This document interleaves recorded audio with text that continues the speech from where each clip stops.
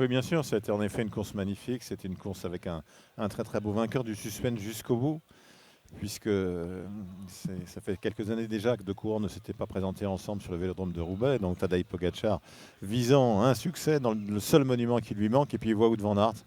Wout van Aert qui est un coureur d'exception, qui est un coureur incroyablement sympa, incroyablement élégant, et qui a eu tellement de pépins, tellement de chutes ces dernières années, à chaque fois obligé de revenir, de se battre, etc. Et le voir gagner aujourd'hui, c'est quelque chose de formidable. Donc oui, 1-2, et puis Mathieu Van Der Poel 4e en poursuite toute la journée, qui était peut-être le plus fort de tous, et Christophe Laporte 5e, ça veut dire un très beau dimanche. Marion.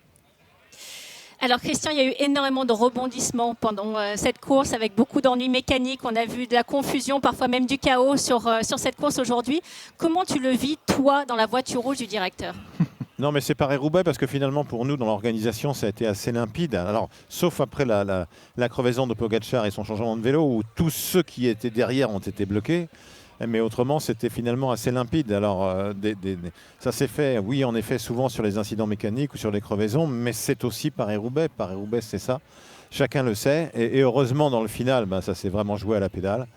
Et oui, c'était une belle journée, c'est un beau dimanche, sans aucun doute. On avait Christian Prudhomme dans Bartoli Time sur RMC. Christian, pour aller un peu dans la suite de ça, franchement, dans l'intimité, dans la voiture, Christian, on n'a pas des moments de stress quand même quand on est directeur là. On entend Radio Tour toutes les 2 secondes dire crevaison, crevaison. Les yeux dans les yeux, qu'est-ce qui se passe vraiment dans ta tête pendant la course? Non, mais parce que vous voyez l'aspect purement sportif qui est essentiel, bien évidemment, mais l'aspect d'organisation, c'est différent. Les crevaisons, ça fait partie du jeu. Il y a d'autres choses qui sont plus... Est-ce qu'on profite, en fait? Est-ce que tu as le temps de profiter de la course? Plus que Thierry Gouvenou, sans doute, parce que Thierry a crevé, contrairement à moi. Ah oui, effectivement. Il y a des crevaisons partout.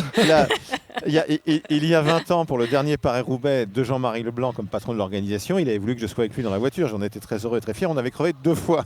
Donc voilà. Je me suis dit à un moment, est-ce que c'est notre jour? Est-ce qu'on va fêter l'anniversaire avec une crevaison dans toutes les voitures rouges? Mais non, moi, on n'en a pas eu avec Pascal Lino, qui est désormais mon pilote, l'ancien maillot jaune du Tour de France. Maria Azé avec Christian Prudhomme sur place. Ouais, Christian, quand on voit une bataille comme aujourd'hui, quand on est patron du Tour de France et qu'on voit un Tadej Pogacar, quadruple vainqueur du Tour de France, un Wout van Aert, un Mathieu Van Der Poel, forcément, on se dit finalement le cyclisme est capable de briller toute l'année. C'est assez exceptionnel ce qu'on a vu aujourd'hui. Oui, bien sûr, mais c'est aussi largement grâce à Pogacar. C'est-à-dire on a un champion qui fait ce que faisait Eddy Merckx il y a 50 ans. Non seulement les victoires, mais le fait d'être présent du mois de mars jusqu'au mois d'octobre. J'ai aimé le vélo comme ça quand j'étais gamin, parce qu'Eddy était là partout, tout le temps. Donc oui, lorsque Bradley Wiggins vient au départ de Paris-Roubaix en 2014, il a gagné le Tour 2 ans avant. On se dit, waouh, un vainqueur du Tour au départ de Paris-Roubaix. Le précédent, c'était une vingtaine d'années avec Lehmann, mais il venait pas pour gagner. Pogacar, l'an passé, on apprend qu'il est sur les secteurs pavés au mois de janvier. Moi, je me dis, il va venir s'entraîner pour l'année prochaine. Non, 3 mois après, il fait la course, il termine 2e. Là, il est encore devant. Il a été longtemps en chasse, lui aussi, Pogacar. Il n'avait plus d'équipiers. Ses équipiers avaient beaucoup roulé, l'ont aidé pour revenir. Il s'est retrouvé aussi tout seul. Donc bon, sa quête du 5e monument, le seul qui lui échappe, va continuer. D'une certaine manière, c'est pas pour me déplaire. Marion. Effectivement, je suis complètement d'accord avec ton analyse. Christian, alors tu es également le directeur du Tour, bien évidemment. Il y a un engouement extraordinaire autour de Paul Sexas qui est en train d'enflammer la France, surtout après sa victoire sur le Tour du Pays Basque. Tu es en train de te frotter les mains là, non? Alors pour la première fois hier matin à Compiègne, donc départ de Paris-Roubaix, il y a toujours un salon avec des collectionneurs et il y a des petits coureurs. Et alors je regardais les petits coureurs de Fausto Coppi, Eddy Merckx, Jacques Anquetil, Bernard Hinault, etc. Et puis tout d'un coup, je vois un autre petit coureur. Et là, j'ai ouvert mon portefeuille pour la première fois, très honnêtement, depuis 15 ans, parce que je me suis acheté un petit Sexas. Voilà, il est déjà en figurine, il est déjà en petit coureur. On peut déjà le mettre sur la plage et jouer aux billes avec. Après, sur le Tour de France, on verra. J'avais dit, avant sa victoire en Ardèche, brillante, 42 km d'échappée solitaire, je l'avais dit, s'il ne vient pas, on ne lui en voudra pas. Je confirme aujourd'hui que s'il vient, on ne lui en voudra pas non plus, mais alors pas du tout. On avait Christian Prudhomme dans Bartoli Time qui donc nous annonce en exclusivité qu'il va jouer avec un petit Sexas au billes sur la plage. Et ça, c'est quand même une punchline qu'on n'attendait pas. Hein. Voilà, mais sans le moindre doute. D'ailleurs, Georges, je t'envoie dans la foulée la photo. Ah ben parfait, avec les billes aussi, hein, s'il te plaît. Là, je ne les ai pas tout de suite, mais je les aurai. Pour l'instant, je n'ai que la figurine. Christian, tu vas retrouver Paul Sexas et Tadej Pogacar justement dans 2 semaines sur Liège-Bastogne-Liège que ASO organise aussi. À quoi tu t'attends? Évidemment, tu as parlé sur Paris-Roubaix, une course qu'on attendait depuis 50 ans, peut-être comme ça.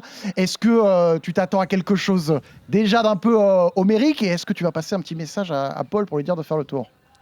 Alors, non, parce que ça, c'est sa décision, c'est la décision de son équipe, de Dominique Sérias, de sa famille. Je ne sais pas à quoi je m'attends, mais ce à quoi je rêve, c'est tout simplement un sprint comme aujourd'hui à Roubaix sur le Vélodrome, un sprint à Liège, un sprint entre Pogacar et Paul pour la victoire dans ce qui reste la doyenne, l'un des 5 monuments du cyclisme. Et je crois que c'est possible. Et je crois que quelles que soient les attaques, Paul Sexas ne sera pas distancé dans la Redoute ou dans la Rochefaucon. Christian, on en parlait, tu parlais du petit Sexas et tout ça en rigolant, mais en vrai, ça montre quelque chose quand même. Tu sens qu'il se passe quelque chose avec le vélo en France en ce moment, au bord des routes, avec je sais pas, le public que ça attire.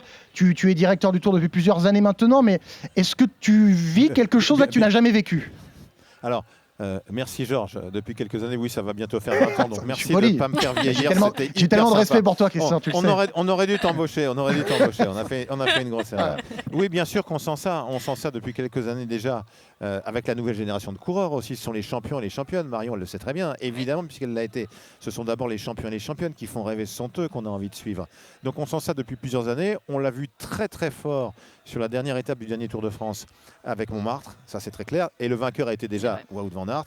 Et puis il y a aussi le Tour féminin, le Tour de France femmes avec Zwift, c'est l'appellation officielle, qui fait du bien au vélo tout court.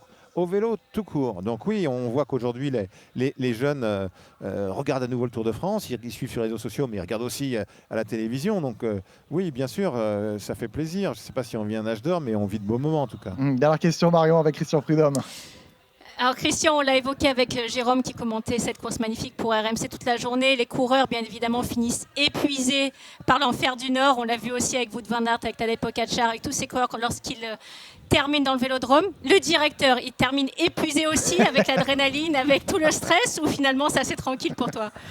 Alors, le seul stress du directeur, c'est quand Maria Azé, il y a 10 minutes, est venue et que j'étais en train de manger un cornet de frites parce que je n'avais pas déjeuné et qu'il a fallu que je m'interrompe. Donc, j'ai mangé 2 frites. Donc, le reste du cornet m'attend. Voilà.